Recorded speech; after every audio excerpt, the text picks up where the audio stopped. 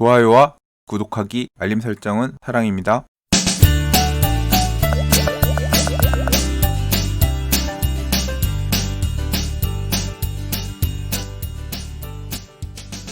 안녕하세요. 반갑습니다. 부동산입니다. 2019년 12월 13일 금요일입니다. 불타는 금요일. 연말 연시에 술자리며 참 바쁘실 텐데요. 그래도 저는 열심히 또 부동산 뉴스 읽어보도록 하겠습니다. 그럼 시작할게요.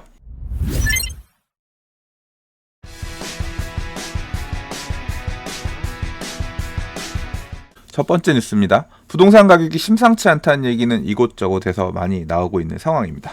강남발 서울 집값 상승세가 수도권 남부로 확산되는 모양새다라고 얘기를 하고 있는데, 비단 수도권 남부 지역뿐만 아니라 전체적으로 상승세가 확산되고 있는 모양새인 것 같습니다.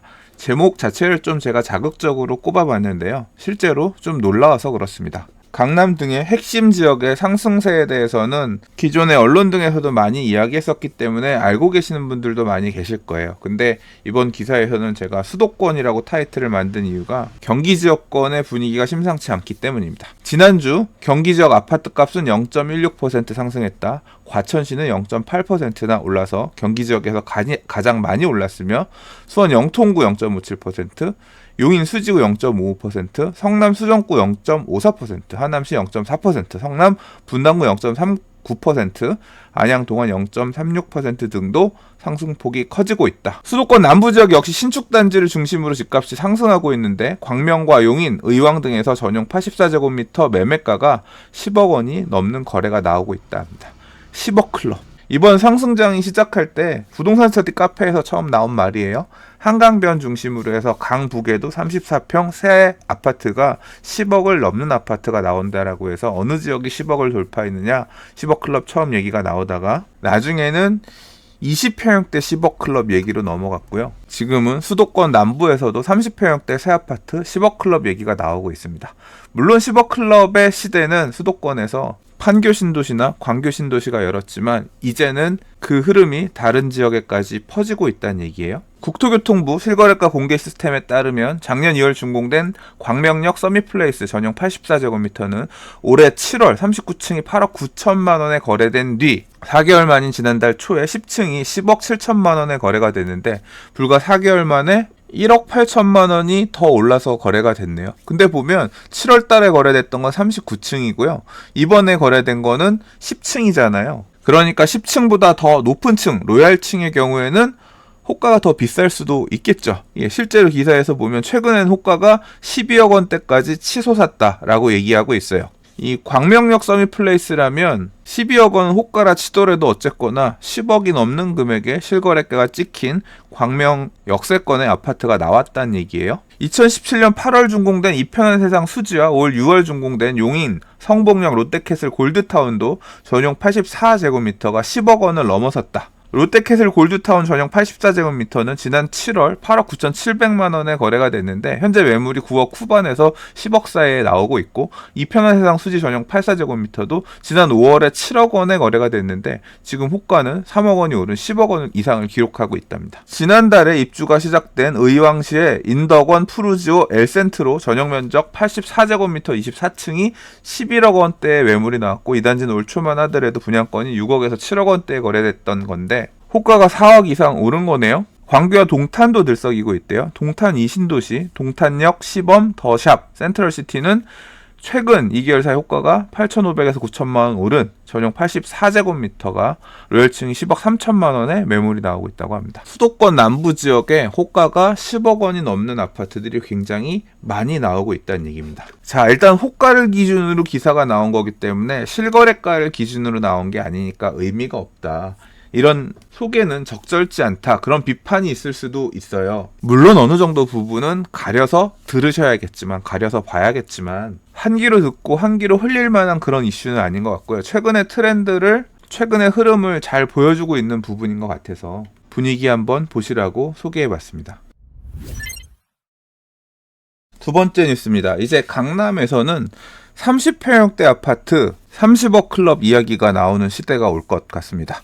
일단 30억 이상을 찍은 단지가 많지는 않죠. 새 아파트 기준으로 반포의 아크로리버파크 정도일 텐데요. 쌍포라고 하죠. 반포, 개포. 개포의 34평 새 아파트가 30억 클럽 진입이 눈앞에 왔다. 이런 제목의 기사가 나와서 한번 어떤 내용인가 살펴봤어요. 내용을 보니 개포 3단지 아파트를 재건축한 DH 아너힐즈 전용 84제곱미터 아파트가 지난달에 27억 원에 매매가 됐대요. 그러면 아직 30억이면 3억이나 차이가 있잖아요. 10%인데 이거 뭐 너무 성급한 이야기가 아니겠냐 생각을 했는데요. 기사 내용을 보니까 DH 아너힐즈의 보류지 매각이 곧 있을 예정인가 봐요. 얼마 전에도 신촌수 마이파크의 보류지 낙찰 결과를 제가 말씀드리면서 놀랬다. 그런 뉴스를 소개해드린 바가 있는데 지금 DH 아너힐즈의 보류지 하한 입찰 가격이 나왔나 봐요. 근데 내용 보시면 전용 76제곱미터가 27억 1100만 원,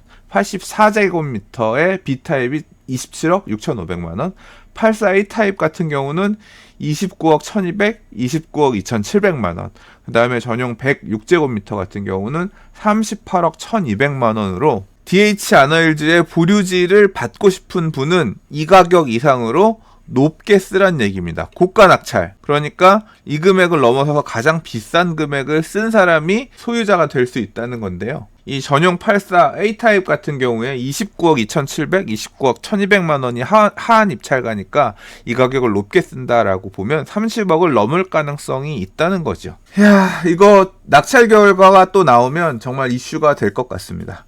유찰이 된다고 하더라도 이슈가 될 것 같고요. 30억을 넘어서 낙찰이 된다고 하더라도 또 이슈가 될 것 같고요. 기사에서 이야기하는 것처럼 개포가 정말 30억 시대를 열까요? 만약 연다면, 그리고 내년에 부동산 시장의 상승세가 쭉 이어진다면 내년도 부동산 뉴스에서는 또는 내년도 부동산 커뮤니티에서는 30평형대 새 아파트 30억 클럽에 대한 이야기들이 계속 장식하겠구나. 그런 생각까지 드네요. 정말 상상도 하지 못했던 금액인데요. 솔직히 이쯤 되니까 그냥 그런가 보다 좀 멍해지네요.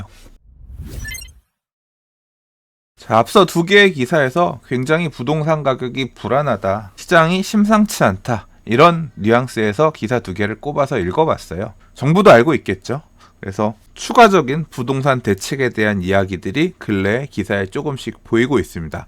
어떤 기사에서는 뭐 다음 주 정도 거론하는 기사도 있긴 한데요. 일단 이 기사 읽어볼게요. 어떤 부동산 대책을 준비하고 있느냐. 12일 국토교통부와 기획재정부, 금융위원회 등에 따르면 정부는 현재 부동산 시장 안정화시키기 위해서 세제 개편, 대출 규제, 거래 규제, 조사 강화 등 10개 방안을 놓고 종합 대책 수립을 검토하고 있다고 합니다. 일단 가장 먼저 이야기하고 있는 것은 세제 개편에 대한 얘기인데요. 주요 꼭지는 다주택자에 대한 세제 혜택 있다면 그 감면을 축소하는 부분에 대해서 얘기하고 있고요.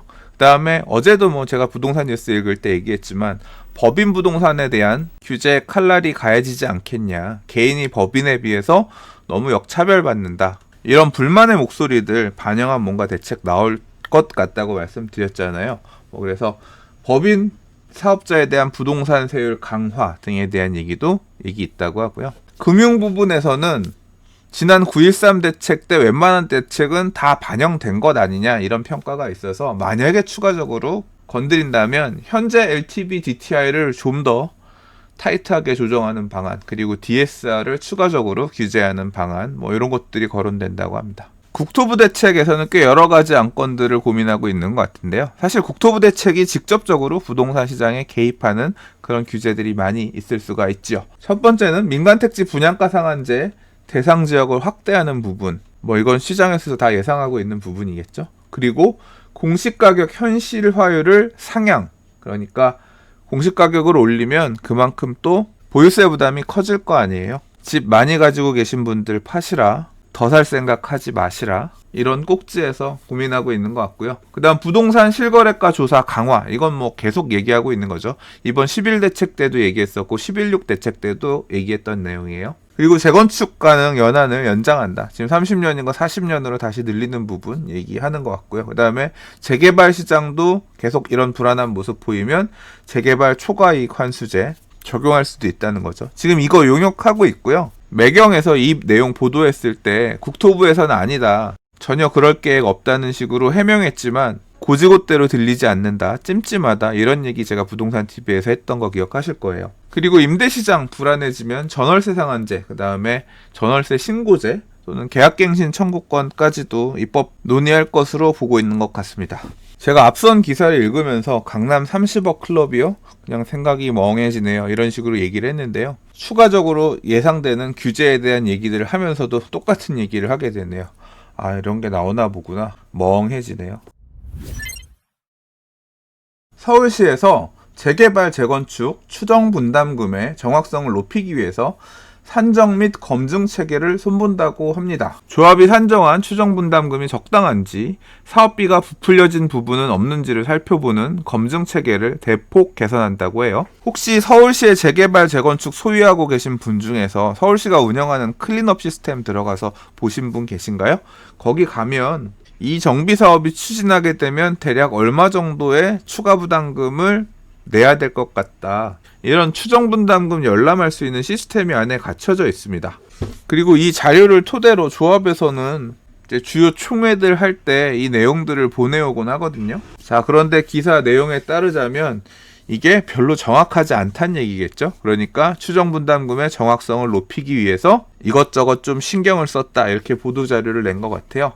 검증 체계 개선을 위해서 추정 분담금 검증위원회 운영 기준안을 수립하고 모든 구청들이 이 내용에 따르도록 이렇게 강제할 것 같고요. 그 다음에 조합이 내는 검증 자료에 대한 표준 서식안을 마련해서 감정평가사, 시공사, 세무사, 정비업체 등 외부, 그러니까 내부가 아니라 외부 전문가 5명에서 7명 정도를 포함하도록 해서 이분들이 참여해서 추정 분담금을 검증해서 발표하고, 그 다음 추가적으로 변경되는 사항이 있을 때에도 또 검증하고 이렇게 하려고 한다고 합니다. 2020년 6월까지는 반영한다고 해요. 그런데 솔직히 말해서 저는 그냥 별로 신뢰는 안 합니다. 왜냐하면 이 사업성 분석이라고 하는 게 시장 상황에 따라 많은 것들이 바뀌거든요. 변수가 많이 바뀌어요. 그렇기 때문에 바뀔 때마다 그 내용들을 대응해서 넣어줘야 되는데, 제가 이제까지 재개발 구역들 진행되는 과정에서 조금 살펴보면 구청들이 지나치게 조금 보수적으로 수치 입력들을 할 때 조금 요구하는 것 같더라고요. 공사비도 얼마 넘으면 안 되고,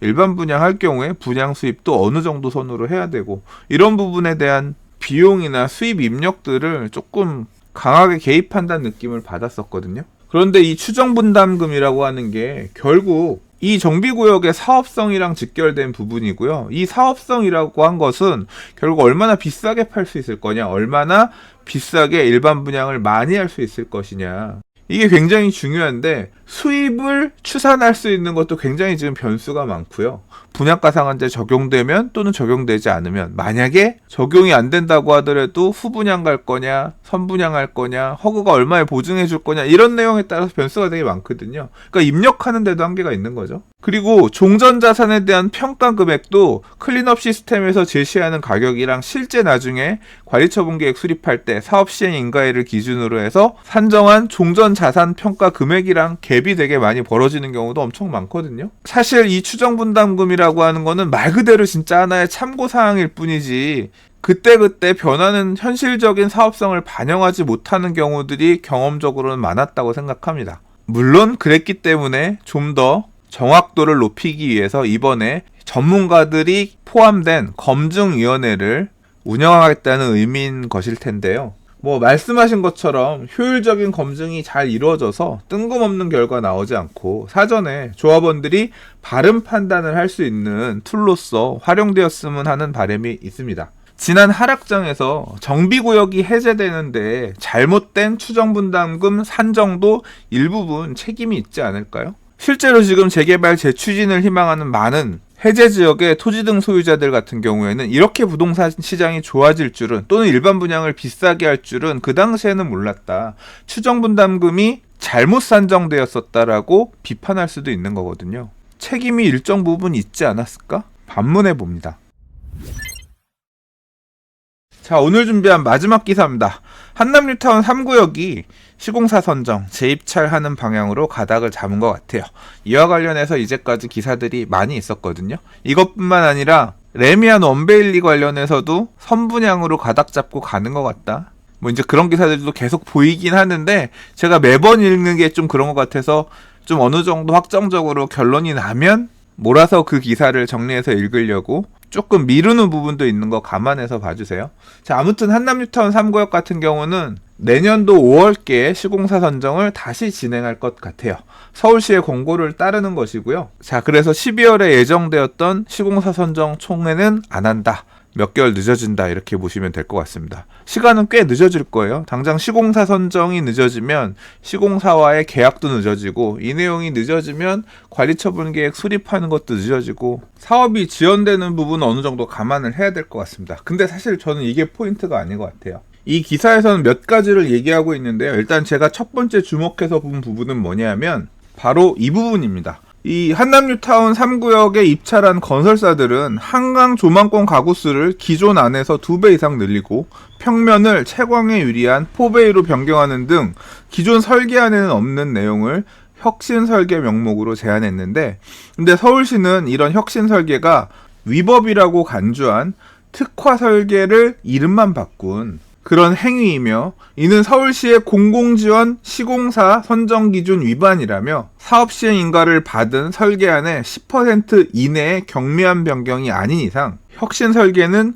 인정하지 않겠다라고 하는 게 서울시의 입장이란 겁니다. 즉 서울시는 상품성을 개선하기 위해서 조합이나 시공사가 설계에서 큰 변화를 주는 건 안 되고, 그리고 공사비가 올라가는 것은 안 되기 때문에 건설사의 특화 설계 등을 적극적으로 배제하려는, 지금 이미 사업시행인가 받은 그 내용에서 크게 벗어나지 않게 지어라 라는 입장인 거죠. 기사 내용 조금 읽어볼게요. 김성보 서울시 주택기획관은 이번에 시공사들이 제안한 것은 이제까지 수년간 진행되어온 사업을 다 뒤집어 엎고 처음부터 다시 가자는 것이다. 한남 3구역은 이미 설계자가 설계를 완료했고 시공사는 그 설계의 의도를 잘 구현하는 것을 목표로 건물을 지으는 단계에 있다고 말했다. 그러니까 지금 설계되어 있는 대로 지을 시공사나 정하지 니들이 바꿀 생각 하지 마. 대략 그런 뉘앙스인 거죠. 한편 기사에서는 건설사들은 보통 이런 혁신 설계 등으로 공사비를 증액해서 수익을 챙기게 되는데 이번에 이걸 막았기 때문에 상대적으로 공사비를 더 많이 받을 수가 없으니까 시공사들의 사업 참여 유인이 떨어질 것이다. 그래서 안 들어오는 건설사들도 있을 것이다. 혁신 설계안이 차단되면 사업성을 높일 방법이 없다. 뭐 이런 쪽에서 기사가 쓰여지긴 했는데 이 부분까지는 솔직히 전 잘 모르겠습니다. 그리고 설마 특화 못한다고 해서 이만한 큰 사업장, 대표성 있는 사업장인데 안 들어올까? 제가 알기로는 조합에서 제시했었던 시공 금액도 굉장히 높은 수준이었던 걸로 기억하거든요. 뭐 아무튼 그렇습니다. 제가 이 기사에서 포인트로 두고 읽고 싶었던 부분은 서울시는 이미 사업시행인가 받은 모양을 크게 흔들고 싶어 하지 않는 것 같다. 그런 의지를 피력했다 정도겠네요. 자, 오늘 준비한 뉴스는 여기까지입니다. 오늘도 봐주셔서 들어주셔서 감사합니다. 주말에도 이런저런 영상들 준비하고 있으니까요. 다른 영상에서 찾아뵙고 인사드리도록 하겠습니다. 좋은 주말 되시고요. 저는 다음 주에 다른 부동산 뉴스에서 인사드리도록 하겠습니다. 좋아요와 구독하기는 사랑입니다. 감사합니다. 부동산이었습니다.